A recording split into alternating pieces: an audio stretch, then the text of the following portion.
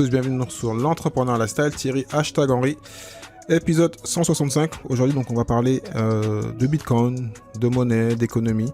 Donc, j'ai un expert qui a écrit un livre dernièrement qui va donc nous parler du Bitcoin, bien sûr, beaucoup de Bitcoin, de la blockchain, du futur, en fait, de ce qui va arriver. On va essayer donc de prévoir un peu ce qui va se passer, de l'économie, parce qu'il est économiste de formation. Et donc, reste bien jusqu'à la fin, parce qu'il y a vraiment plein d'informations. C'est pas un épisode très long, donc voilà, très simple. On a essayé de pas être pas trop technique, des choses qui sont vraiment basiques, pour que tu puisses comprendre et toi-même te lancer, parce qu'il n'est pas trop tard. Il y a encore donc un bon investissement à faire. Comme il le dit à la fin, ça va monter, ça va continuer à monter. Il t'explique pourquoi. Je te dis tout après avoir remercié le sponsor. Coinbase est la plateforme que j'utilise depuis 1 an pour acheter du Bitcoin. Coinbase est une plateforme de devises numériques en ligne et une plateforme d'échange de crypto-monnaies te permettant d'acheter et de vendre et de stocker des Bitcoins, des Ethereum et de nombreuses autres crypto-monnaies. Tu vas pouvoir gérer ton portefeuille en achetant et vendant des devises numériques et faire ton suivi de manière centralisée. Coinbase te permet d'automatiser tes investissements grâce aux achats récurrents. Que ce soit à la journée, à la semaine ou au mois, tout est possible avec Coinbase. Pour finir, leur application mobile est compatible Android ou iOS. Investir n'a jamais été aussi simple. Donc pour tester, va sur le lien suivant, thierry-du6henry.fr/Coinbase. thierry-du6henry.fr/Coinbase, Coinbase, C-O-I-N-B-A-S-E. Connais-tu Ledger, ton portefeuille de crypto-monnaies physiques? Sais-tu combien de personnes ont perdu leur Bitcoin? Beaucoup, mais vraiment beaucoup de personnes. Mais grâce à Ledger, tu seras garanti d'un niveau de sécurité optimal. Tes adresses sont sécurisées hors ligne, il n'y a aucun risque de piratage. Avec Ledger, tu peux profiter d'une réelle propriété et contrôle de tes cryptos. Posséder une crypto n'a jamais été aussi simple et sûr, et en plus, c'est une société française. Donc pour tester, va sur le lien suivant, thierry-du6henry.fr/Ledger, L-E-D-G-E-R, donc thierry-du6henry.fr/Ledger. Donc de retour après avoir remercié le sponsor. Donc aujourd'hui j'ai Philippe Hérin qui vient de sortir donc Bitcoin, comprendre et investir, guide pratique des crypto-monnaies. Il en a écrit déjà plusieurs livres donc ces 10 dernières années. Donc je te mettrai tous les liens pour aller écouter et lire surtout donc ce qu'il fait. Et donc là on va parler donc comme je dis donc du Bitcoin. C'est plutôt une conversation. J'avais des questions précises à lui poser. Et donc tu vas découvrir donc certaines choses. Sinon je te mets les liens vers les épisodes que j'ai fait donc avec Xola Liziga et d'autres investisseurs donc dans la crypto-monnaie et dans les bitcoins. Donc je te dis à tout de suite avec Philippe. Salut Philippe, comment vas-tu? Salut Thierry, écoute, ça va, la forme. Ben, merci à toi en fait, de prendre le temps de nous parler du Bitcoin. Je pense que ça va intéresser beaucoup de personnes. Ouais, On n'en a pas merci pour parlé ton depuis au invitation. moins... D'accord. On n'en a pas parlé depuis 4-5 mois chez moi. Donc, tu viens de sortir un livre. Il est sorti ou pas? Je ne sais même plus. Oui, il est sorti depuis le 16 septembre. Oui, donc là, à un moment où on écoute, il y aura presque un mois. Bitcoin, comment comprendre et investir.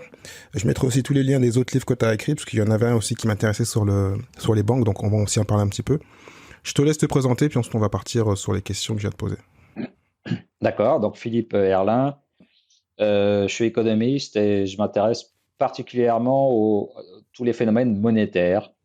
Donc ça concerne, j'ai fait un livre sur l'or, ça concerne les monnaies complémentaires. C'est d'ailleurs à cette occasion que j'ai découvert le Bitcoin. J'ai créé un livre aussi sur l'inflation, sur le pouvoir d'achat. Voilà, donc c'est des sujets qui m'intéressent. Voilà.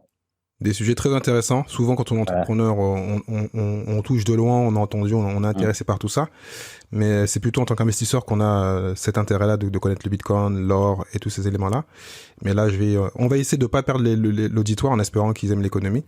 Parce qu'on va parler plutôt d'investissement, d'économie. Donc déjà, pour toi, une question qui n'a rien à voir, ça me vient comme ça. Hein. Donc sois pas surpris que je te coupe ou que je te pose des questions qui n'ont rien à voir. Entre parenthèses. Pour toi, donc le Bitcoin, c'est une monnaie ou c'est plutôt là comme l'or plutôt pour investir. Oui, j'y ai pas épargné, mais investir.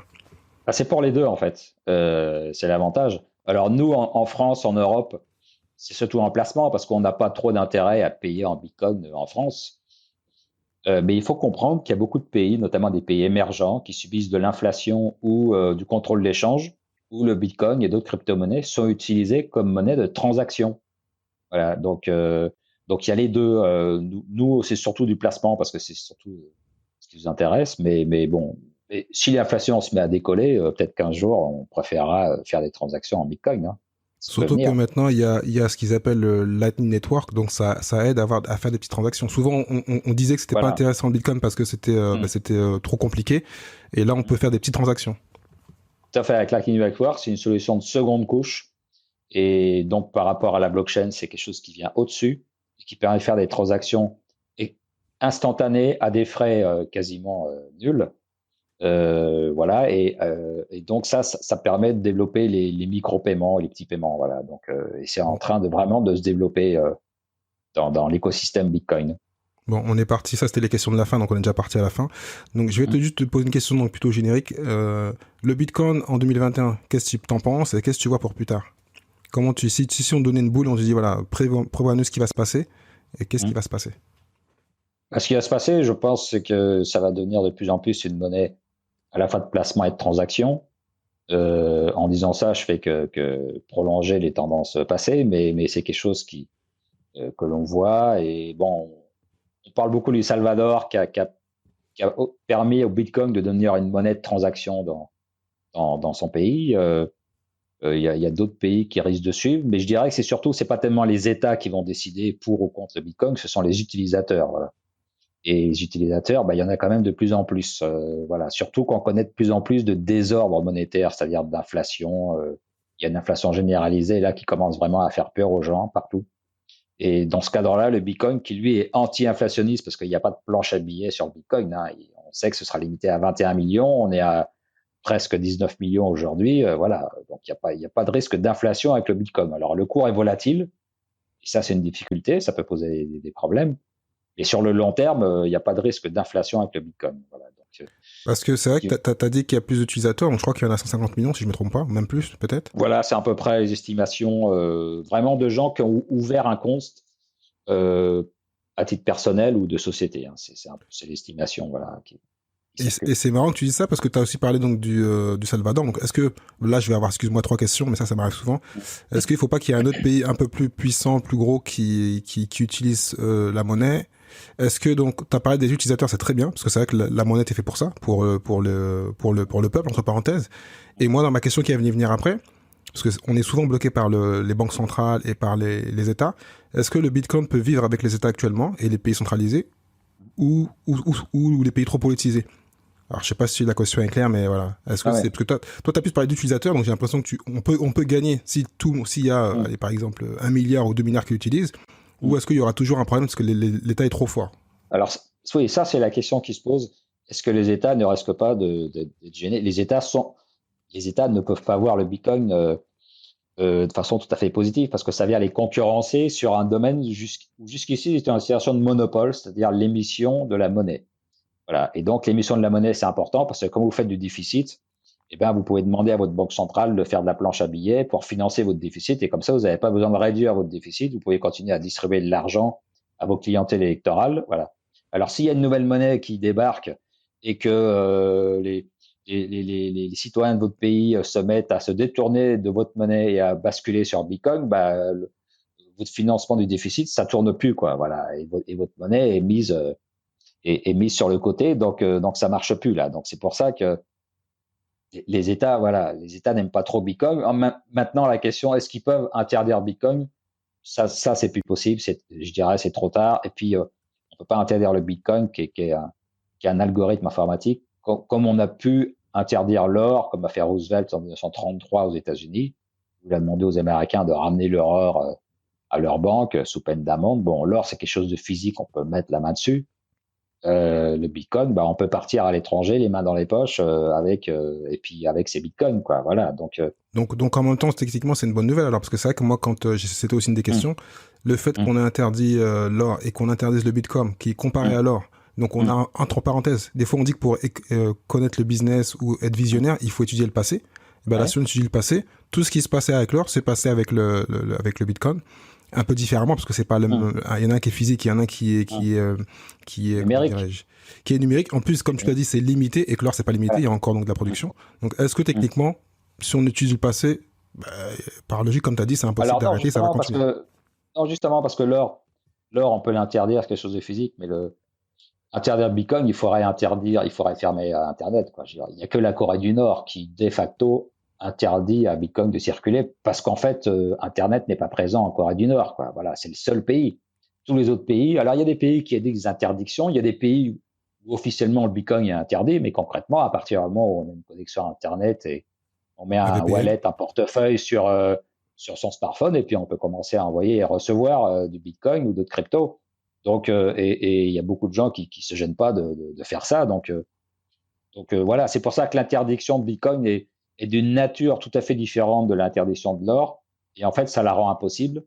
Et puis, si un État devenait vraiment trop contraignant, il voulait absolument mettre la main sur tous les bitcoins ou tous les bitcoiners, eh ben, il partira à l'étranger. Il y a toujours des pays qui les accueilleraient parce que c'est une richesse, le bitcoin. Donc, il y a toujours des pays qui seraient contents de recevoir chez eux des gens qui détiennent beaucoup de bitcoin. Voilà. Donc, Et en plus, par rapport à ce que tu dis dans le livre, que tu parles d'une compagnie qui, eux, ont eu des problèmes, que c'était l'avant Bitcoin dans les années 90, c'est qu'eux, il y avait des humains, enfin des humains, il y avait des créateurs derrière. Mais là, techniquement, comme le créateur a disparu, ben, oui, voilà. Ça veut dire qu'il n'y a pas. on peut attaquer personne, quoi.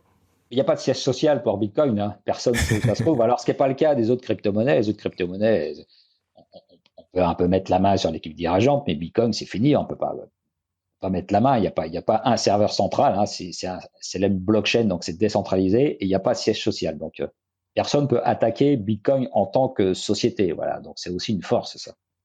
Donc, pour poursuivre sur ce qu'on dit, les avantages et les inconvénients de ce qui fait la Bitcoin, c'est le problème de traçabilité. Pour les États, souvent, c'est un problème.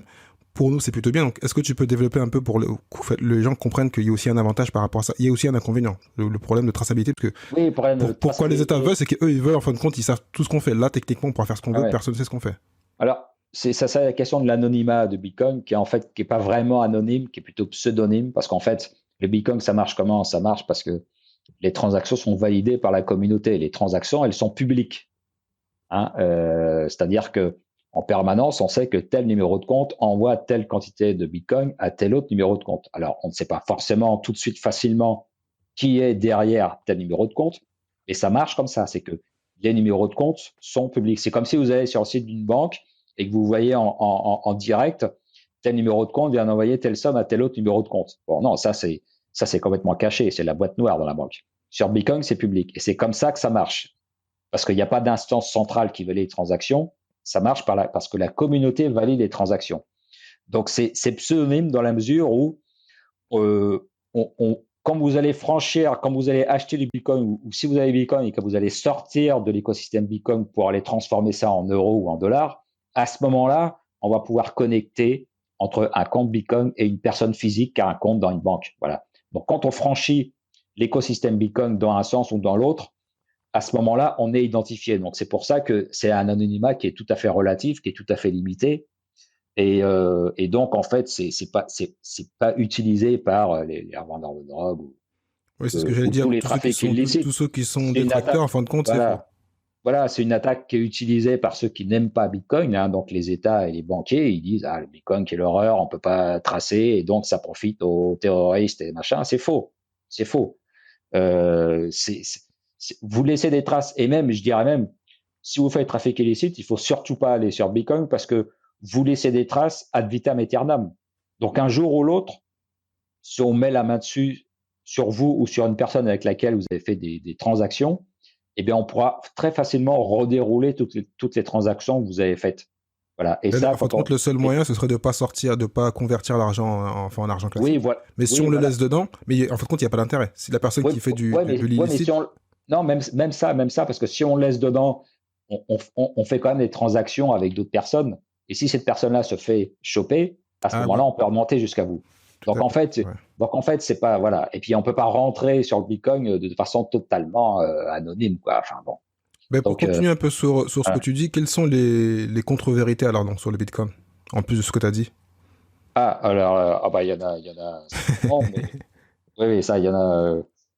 Alors, il n'est pas anonyme.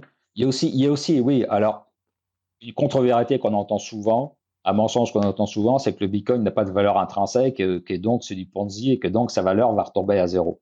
Alors, c'est vrai que quelque chose qui n'a pas de valeur intrinsèque, au bout d'un moment, ça retombe à zéro, mais le Bitcoin, lui, il a une valeur. Et cette valeur, c'est quoi? C'est qu'il faut bien comprendre que Bitcoin, c'est une monnaie, et c'est aussi un système de transaction. C'est de la blockchain dont j'ai parlé tout à l'heure. C'est les deux. Alors que quand on parle de l'euro, c'est une devise, c'est une monnaie. Mais quand vous faites une transaction, vous utilisez une carte bancaire et c'est les banques commerciales qui s'occupent de faire la transaction. L'euro, c'est une monnaie uniquement. Bien. Bitcoin, c'est les deux à la fois. Donc, Bitcoin, c'est pas seulement une monnaie, c'est aussi un système de transaction, de virement qui permet de virer de l'argent d'un bout à l'autre de la planète de façon très rapide, très sûre. Il n'y a pas de faux bitcoins qui sont jamais rentrés sur le système. Et puis avec des frais extrêmement faibles. Voilà. Mais c'est marrant parce que quand tu dis, Sans panne depuis le 3 janvier 2009. Sans panne depuis le 3 janvier 2009. Parce que quand tu dis ça, personne, c'est comme te couper, personne n'a de doute sur la blockchain, bizarrement. Mais tout le monde, et certains ont encore des doutes sur le Bitcoin, mais la blockchain, je crois que ça rassure quasiment tout le monde. Tout le monde dit que c'est bien, mais personne ne veut mettre autant de crédit sur le Bitcoin, bizarrement. Non, mais ça, c'est aussi un argument de ceux qui n'aiment pas le Bitcoin. Ils disent la blockchain, c'est très bien, le Bitcoin, c'est mauvais, c'est volatile, il faut s'en séparer. Bah, non, enfin, on peut pas penser l'un sur l'autre. Et puis, c'est comme le Bitcoin qui a permis à la blockchain de se développer. Alors, on peut faire d'autres monnaies sur la blockchain, évidemment. Mais bon, on peut pas complètement séparer les deux, voilà. Donc, je pense qu'il y a aussi deux visions différentes, parce que moi, chaque fois qu'on en parle, parce que tout à l'heure, on a parlé un peu de Salvador, beaucoup de pays du Sud ou des pays qui n'ont pas, en fin de compte, de système monétaire, il y en a plein, malheureusement, on est en 2021, et avec Internet, il y a plein de gens qui galèrent même pour faire de l'e-commerce ou autre. Et en fin de compte, le fait d'avoir le Lightning Network, la Bitcoin, la blockchain pour ces pays-là, mais c'est extraordinaire. C'est un nouveau monde. Et pour ça, peut-être l'Europe et les pays qui ont déjà un système bancaire, même s'il n'est pas bon, mais on n'a peut-être pas trouvé mieux, mais il y a chaque 10 ans, il y a une crise, et souvent, c'est lié à la banque. Mais bon, ça, c'est peut-être pas qui me trompe. Est-ce que, donc, il y a peut-être deux visions différentes, selon deux mondes différents? Oui, parce que aussi une chose qu'il faut comprendre, c'est qu'il y a plus d'un tiers de la population mondiale qui n'a pas de compte bancaire. C'est-à-dire que les gens sont obligés de fonctionner en permanence avec du liquide. C'est quand même pas très pratique. Grâce au Bitcoin, grâce aux crypto-monnaies, avec un smartphone, parce que toutes ces personnes-là maintenant ont un smartphone, quasiment le taux de smartphone est là, très largement diffusé. Et bien avec un smartphone, on peut installer un portefeuille et commencer à commercer en crypto-monnaie ou en stablecoin, on pourra en parler tout à l'heure, c'est-à-dire des monnaies qui sont stables. Et à ce moment-là, ça permet de commercer et de se développer économiquement, parce que quand on n'a que du liquide, on ne peut pas se développer économiquement. Mais surtout en plus, par rapport à ce que formidable pour ça, voilà. Mais surtout un peu ce que tu dis, parce que souvent le liquide c'est utilisé par ce qu'on a dit avant, donc souvent par le grand banditisme et autres. Et donc si on parle de traçabilité, avec le liquide, on peut pas le tracer. Donc logiquement les États devraient se dire, c'est très bien d'avoir donc ce système-là, parce que automatiquement on peut le tracer. Donc c'est tracer, voilà. Les États peut tracer si on veut en tout cas. En tout cas les États devraient faire en sorte que les gens puissent accéder à des systèmes de virement et de paiement électroniques, parce que vivre avec du cash, c'est une trappe au sous-développement, clairement, quoi. Pour continuer un peu sur ça, donc dans ton livre, tu parles donc de DeFi. Développe-nous un peu, parce qu'en plus ton ancien livre, ton avant-dernier livre parle un peu aussi donc du système bancaire et de comment ça va changer. Comment donc le monde, comment tu le verrais, comment il va évoluer par rapport au nouveau système bancaire, si le système bancaire actuellement existe encore, entre parenthèses? Oui, c'est-à-dire la DeFi, c'est la finance décentralisée. DeFi, qui est l'acronyme en anglais. Et donc, ce sont des services qui se sont développés sur la blockchain, des services bancaires qui permettent d'emprunter de l'argent, qui permettent de déposer de l'argent et de toucher des intérêts. Alors, pour expliquer rapidement comment ça marche, comment on dépose de l'argent et on touche des intérêts, comment? En fait, il faut savoir que toutes les crypto-monnaies, pas seulement le Bitcoin, on doit valider les transactions, et ceux qui font ça sont récompensés en touchant soit des cryptos qui sont des bitcoins qui sont créés à cette occasion, ou des frais. Quand on valide un bloc de transaction, quand un mineur valide un bloc de transaction, il récupère les bitcoins qui sont créés à cette occasion, et il récupère les frais des transactions. Et ça, c'est vrai pour toutes les crypto-monnaies. Donc, si vous avez des Ethers, si vous avez des cryptos comme ça, vous pouvez les déposer auprès d'une société de DeFi, de finance centralisée, et qui va vous rétrocéder une partie de ces frais qu'elle va toucher. Et donc, ça fait des rendements qui sont de plusieurs pourcents par an, qui sont, alors ça peut être 4, 5, 6, 10 ou plus % par an, c'est-à-dire des taux qui sont plus élevés que les livrets bancaires, quoi. Voilà, donc, largement, oui. Savoir. Et en plus, si on le fait sur des stablecoins, alors un stablecoin, c'est quoi? Enfin, un stablecoin, c'est une crypto qui est égale à $1, quoi. C'est prendre la plus importante qui est l'USDT, le TCR qui est en 3e ou 4e position en termes de capitalisation de toutes les crypto-monnaies. Hein. Donc c'est quelque chose d'important. Un USDT égale $1. Donc là, il y a plus de volatilité, il n'y a pas de risque en capital, mais vous pouvez en prendre, en placer. C'est un site de finance centralisée et toucher des intérêts de plusieurs pourcents et qui sont supérieurs au livret bancaire. Donc, on voit que la finance décentralisée concurrence directement le système bancaire classique. Et il faut dire à cette occasion récemment que Coinbase, qui est la plus grosse place de marché américaine, cette place de marché, c'est-à-dire ce qui permet d'acheter du Bitcoin Moi, je passe par eux pour acheter, ouais. Voilà. Alors, ils sont aussi développés ils ont aussi une filiale en Europe. Coinbase a proposé un livret bancaire donc en USDT, c'est-à-dire en dollars. Donc, il n'y a pas de risque de perte en capital. Hein. Il faut bien comprendre ça. Vous avez des dollars à la banque qui ne vous rapportent rien. Vous les transformez en USDT, vous les déposez sur Coinbase et ça vous rapporte 4% par an. 4%, ce qui est nettement supérieur à ce que proposent les banques classiques américaines. Eh bien, le lobby bancaire s'est rebiffé. Et par l'intermédiaire de la SEC, la SEC a interdit ce produit sous un prétexte bidon, mais voilà. Et donc, il commence à y avoir une guerre entre le système bancaire classique et les services de la finance centralisée, de la DeFi, qui proposent des services plus intéressants parce qu'il y a moins d'intermédiaires, il y a moins de frais de structure. Voilà, quoi. Donc je précise quand même, la SEC, c'est sur l'autorité des banques et des marchés, on va dire. Hein. Voilà. On entend souvent quand il y a les grands problèmes. C'est un peu l'AMF, l'équivalent de l'AMF. Voilà, tout à fait. Ok. Bon. Et donc là, ce produit actuellement n'existe plus. Alors, il n'existe plus pour Coinbase, mais on peut trouver des services équivalents. C'est des sociétés spécialisées dans la DeFi. Il y a d'autres sites qui existent, mais disons que l'avantage de Coinbase, c'est que c'est vraiment une offre qui est simple. Et Coinbase, c'est une plateforme accessible à tout le monde, alors que pour aller sur des sites de finance centralisée, il faut quand même s'y connaître un petit peu parce qu'il faut être capable de gérer un portefeuille avec des Ethers qu'on va envoyer sur un site. Bon, c'est pas ouvert au grand public. Alors que Coinbase, c'est grand public. C'est une plateforme qui est très simple d'emploi. Voilà, donc le danger, c'était ça pour les banques. Voilà. Ouais, Coinbase, c'est vraiment très simple. C'est comme j'ai dit, c'est celle que j'utilise, donc je mettrai le lien pour ceux qui sont intéressés. Et on peut le faire du téléphone. Bon, en plus, c'est très sécure parce que même des fois un peu trop, quand on se connecte pas pendant un petit temps, il faut renvoyer un mail, faut faire un grand détour, mais au moins voilà, c'est très sécure. Parfait. Donc pourquoi le Bitcoin, en fin de compte, on va un peu partir sur d'autres sujets. Actuellement, donc à un moment, il y a eu une baisse pendant 2-3 mois là. Pourquoi en fait, le Bitcoin actuellement monte si haut et pourquoi ça va continuer d'après toi?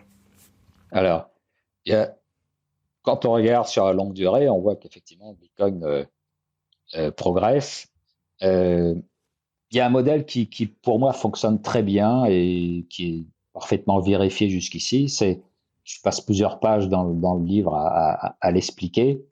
C'est le modèle stock to flow en anglais, le rapport stock flux. Alors, je vais expliquer rapidement, mais c'est important de comprendre. C'est important parce que c'était la question que je voulais te poser à la fin, donc il vaut mieux le faire maintenant. Voilà, alors je fais maintenant. C'est un concept important et qui existait avant même que le Bitcoin existe parce qu'il a été fondé par les économistes autrichiens pour comprendre pourquoi l'or avait de la valeur. Alors pourquoi l'or a de la valeur? Au-delà de ses qualités propres, le fait qu'il soit facilement reconnaissable, qu'il ait une couleur, etc., une densité, machin. Ce qui fait la valeur de l'or, c'est qu'il y a un flux de production tous les ans qui est relativement stable et qui est difficile à modifier. On trouve à peu près 3000 tonnes d'or par an. Et le stock existant, on est à peu près suivant les estimations, à 166 000 tonnes d'or à peu près. Voilà.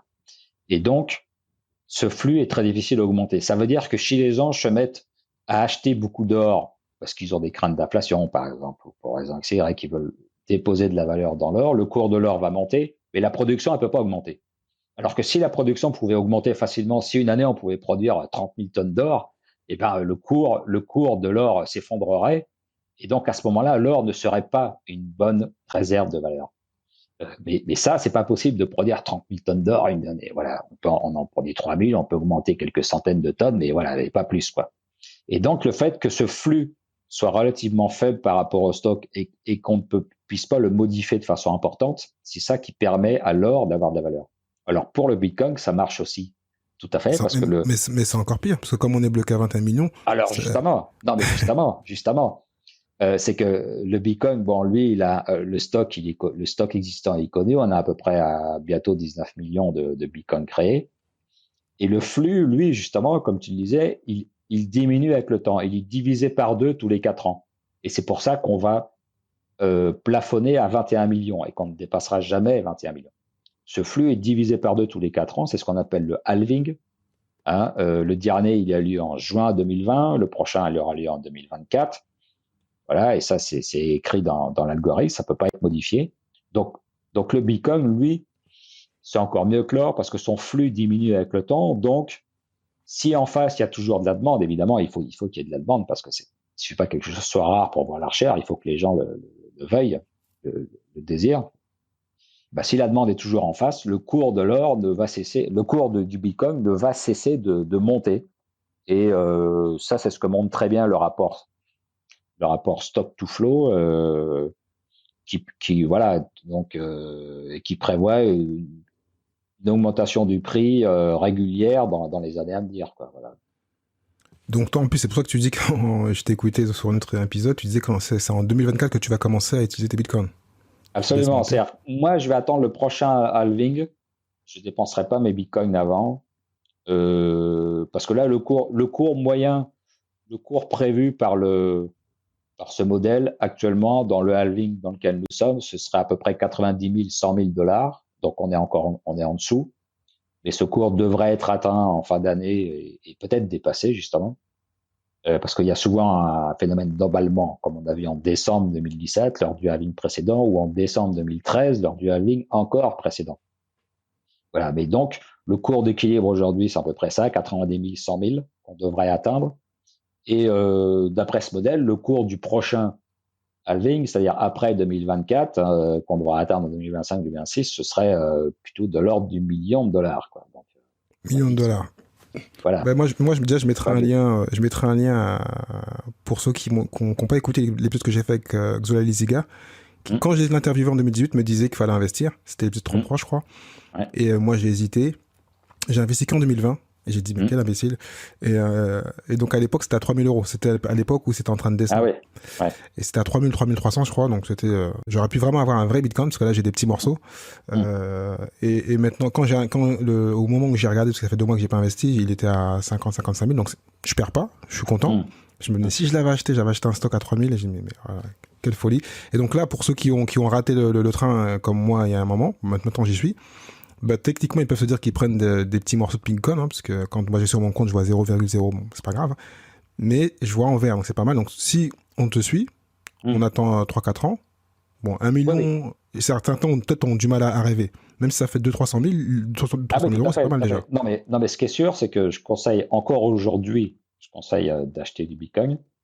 Et je dis à 3-4, il faut prévoir un horizon d'investissement de 3 à 4 ans au minimum. Et à ce moment-là, on est gagnant. Quand on regarde l'histoire du Bitcoin depuis le début, quand on garde ça 3 ans ou 4 ans, on est gagnant quelle que soit la date d'achat.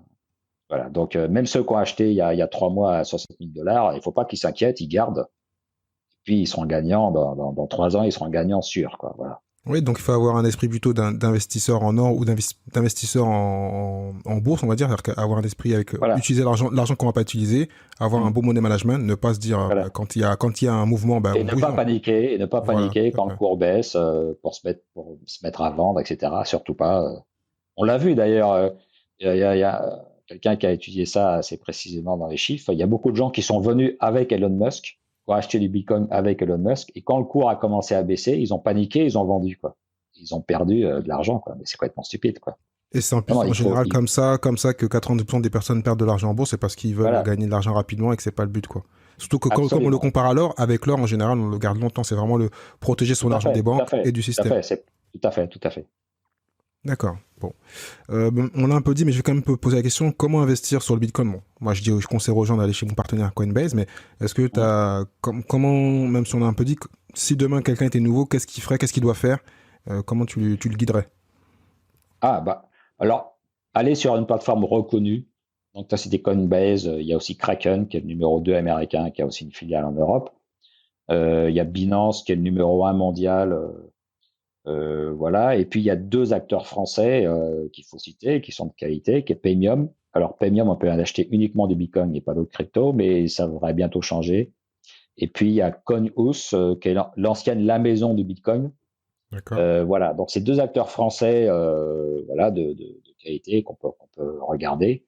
Et puis après, ça dépend de ce il faut regarder les frais, il faut regarder le nombre de cryptos disponibles. Est-ce qu'on veut acheter uniquement du Bitcoin ou est-ce qu'on veut se faire un portefeuille? Bon, après, ça dépend de chacun. Et voilà, les sites là qu'on vient de citer sont des sites sérieux.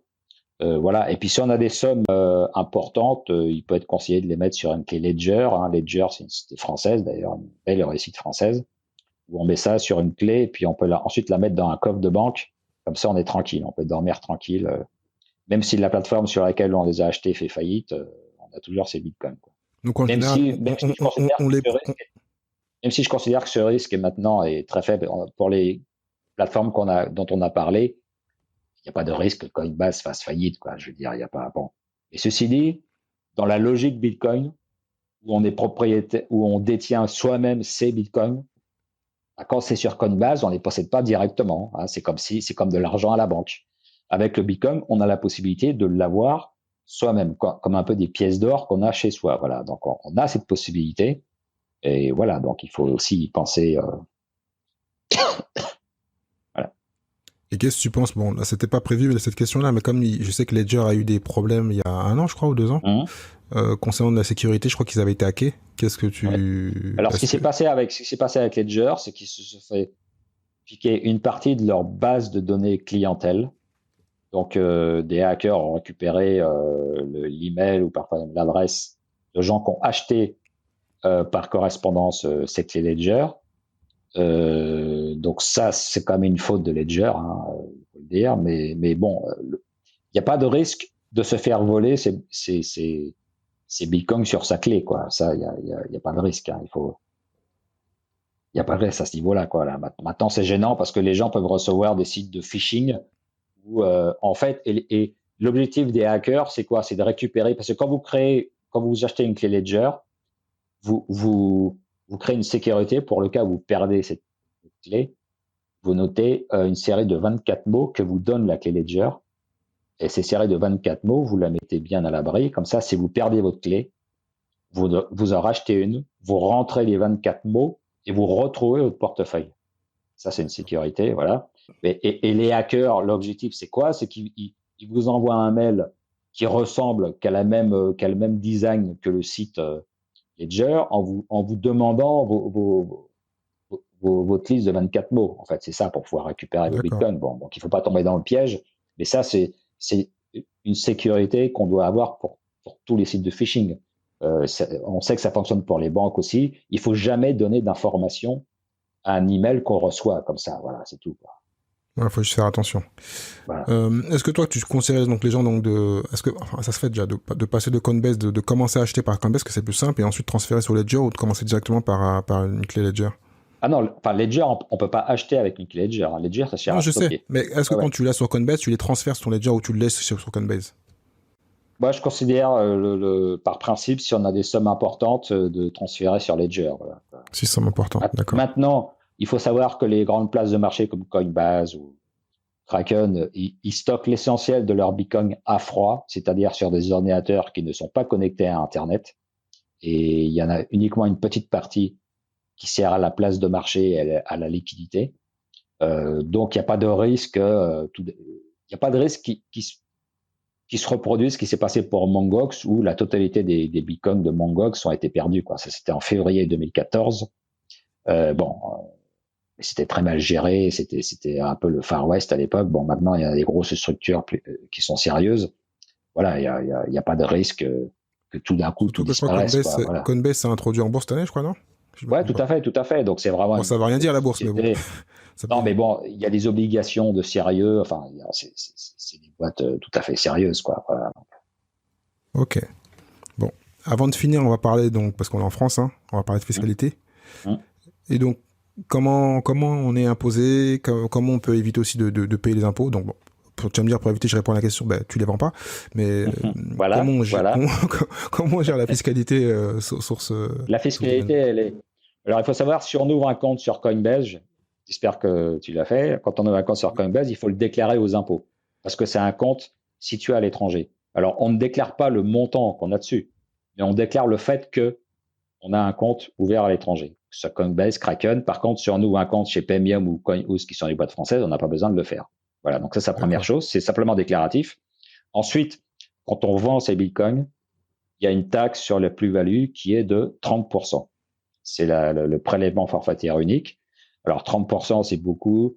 En même temps, on est dans un pays où le taux de prélèvement obligatoire est de 47-48%. J'ai envie de dire 30%, c'est presque sympa comme taux. Bon, enfin, ça fait quand même mal au moment où on paye. Hein. Enfin, j'imagine. Moi, je l'ai pas encore fait, mais voilà. Et puis, ce qu'il faut savoir aussi, c'est que comment est calculée la plus-value. On peut pas dire je vends 0,1 bitcoin que j'ai acheté il y a 2 ans. Non, on doit calculer tous les bitcoins qu'on a achetés, leur valeur à la date de revente, et ensuite on paie 30% sur ce qu'on vend, au prorata de ce qu'on vend. Et ces chiffres-là, on les met dans une déclaration fiscale, ce qui veut dire que quand vous faites ça, le fisc connaît la valeur de votre portefeuille. Voilà. Et moi, ça me plaît pas trop dans l'idée, donc voilà. Mais il faut le savoir, quoi. Voilà. Donc Bon, ben, deux solutions, c'est mais partir de notre beau pays ou sinon ne pas les vendre. Voilà. Comme alors ça, voilà, le problème aussi, c'est que les gens qui ont beaucoup de bitcoin en France, ils partent à l'étranger, quoi. Parce qu'ils ne veulent pas révéler tout ce qu'ils ont, et d'une, et de deux, ils ne veulent pas payer 30% de taxes, quoi. Donc, il y en a qui partent à l'étranger, quoi. Voilà, c'est ça, c'est triste, mais c'est comme ça, quoi. Oui, sinon, on les garde comme font la plupart des investisseurs en or, hein, parce que l'or, il n'y a pas d'intérêt, mais bon, alors ça on peut prend de les la garder valeur. longtemps, et puis on en revoit une partie, et là, on paie 30%. Bon, et on a fait une belle plus-value, donc on se dit, je paie 30%, et basta, quoi. C'est aussi un autre calcul, c'est un peu le calcul que moi je ferais, je pense. Mais enfin, il faut voir parce que la fiscalité, elle peut changer aussi. Aussi. Et comme les États vont se rendre compte qu'il y a des gens qui ont fait des belles plus-values sur Bitcoin, ils risquent d'alourdir la fiscalité. Donc ça, on verra le moment venu, quoi. En espérant que les conseillers fiscalistes soient très bons et qu'ils puissent nous renseigner et trouver un nouveau système. Voilà. En fait, cette taxe, c'est la taxe sur la plus-value normale. Pour les actions, c'est pareil, c'est 30%. Pour l'or, c'est voilà. Donc bon, c'est comme ça, quoi. Et donc, est-ce que donc pour continuer sur ça, donc est-ce que donc après bon, je sais pas si c'est spécialiste, mais automatiquement, donc comme il y a dans tout système, il y a des systèmes pour payer moins d'impôts, donc la holding ou passer dans différentes sociétés, est-ce que ça, c'est des choses qui sont possibles? Ça, c'est autre chose parce que ça veut dire qu'on passe à un statut d'entreprise. Donc ça, ça c'est plus complexe et c'est des montages plus complexes. Hein. Ce sera un autre épisode, donc je vais inviter un spécialiste qui va nous donner des idées. Même si bon, je n'en ai pas beaucoup, mais bon, on verra plus tard. Bon, t'as donné plein d'informations. Et même une entreprise, elle paye une taxe sur la plus-value. Hein. Faut pas oui, mais bon, on sait très bien qu'en général, en passant par une société, on peut payer moins. Mais après, bon. Oui, alors après, enfin, si la société est située à l'étranger, on paye moins. Enfin, après, bien sûr, il y a des solutions comme ça, mais c'est complexe. Je vais prendre le temps pour m'enseigner. Donc, on a parlé un petit peu. Donc, ceux qui sont intéressés, je leur dis, achetez le livre, achetez même plusieurs livres, tant qu'à faire, pour le donner aux amis, parce que c'est vraiment important. On est dans un monde qui est en train de changer, donc faut prendre le train en marche et pas attendre qu'il soit trop tard. Je vais te poser donc les 5 questions que je pose à tous mes invités.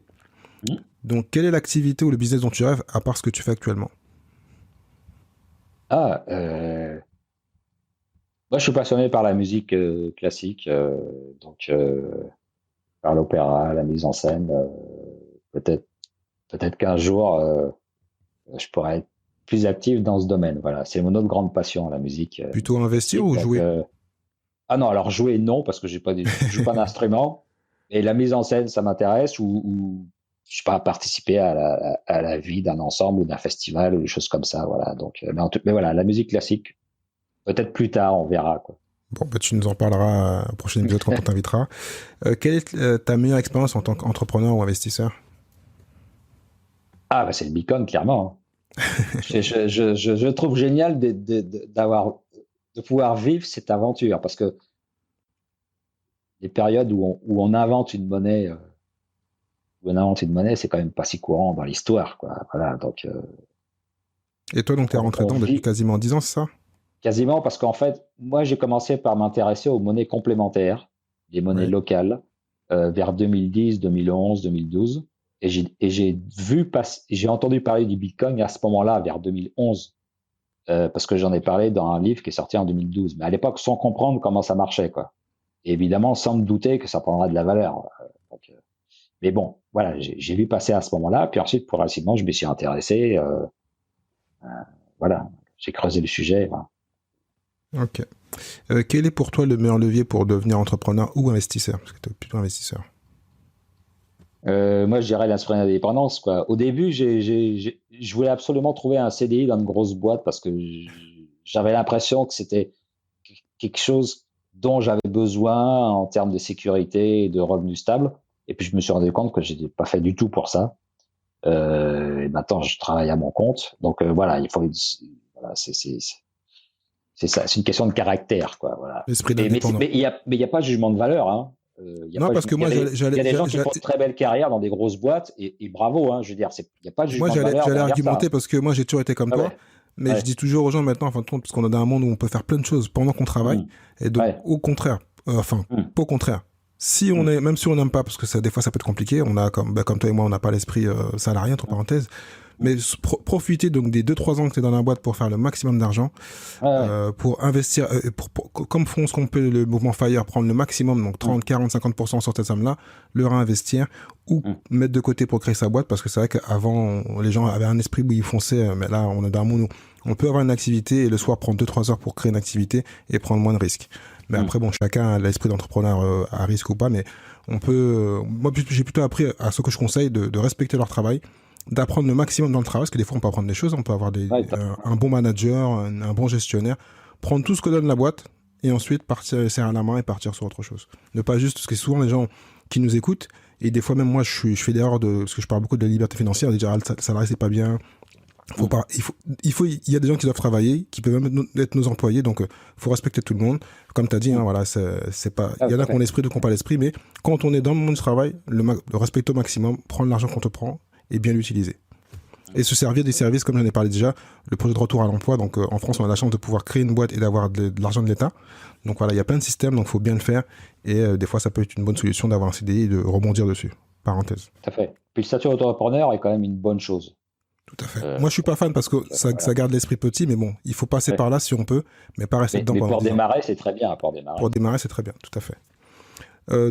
Avant-dernière question, quel est le livre que tu conseillerais à tout entrepreneur et pourquoi?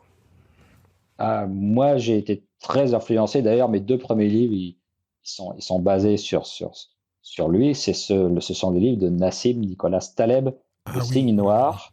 Le oui. Signe Noir. Et je citerai aussi Antifragile, qui est un peu plus récent. Je l'ai toujours pas lu celui-là. Ou Jouer sa peau. Mais voilà, Le Signe Noir et Antifragile, ça, ce sont des livres qui m'ont vraiment marqué. Qui s'inspire d'ailleurs d'un livre écrit par Bonamour Delbrot, parce que Bonamour Delbrot, l'inventeur des fractales, a aussi écrit sur les marchés financiers. Et c'est, alors pour faire très vite, mais c'est le premier qui a compris que la loi normale, la courbe de Gauss, la fameuse courbe en cloche, bah, ça marche pour des choses matérielles comme le lancer de dés, par exemple, et ça marche pas dans l'économie, quoi. Voilà, et c'est le premier à avoir compris ça.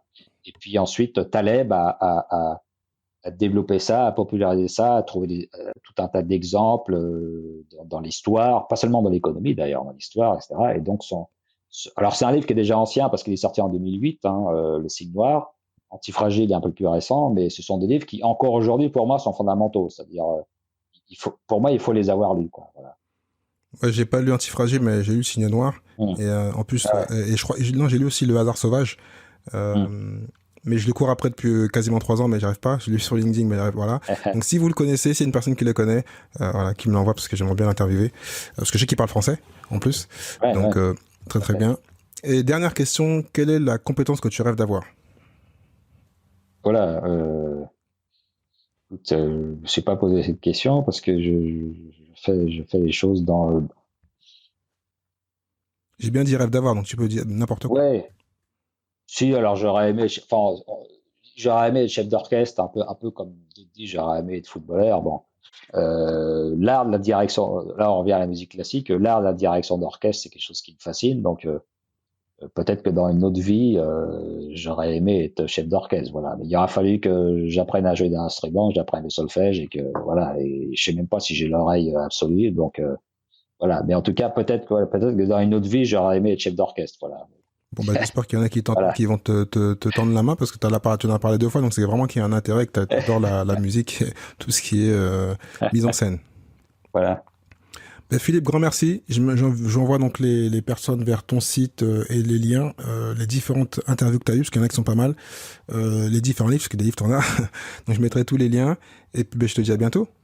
Là, d'accord. Merci. À bientôt. Merci à toi d'avoir écouté cet épisode de l'Entrepreneur Lifestyle jusqu'à la fin. Si tu as aimé et que tu penses que cela peut aider ou intéresser quelqu'un que tu connais, donc partage cet épisode, like-le, commente-le et bien sûr mets note numéro 5 s'il te plaît.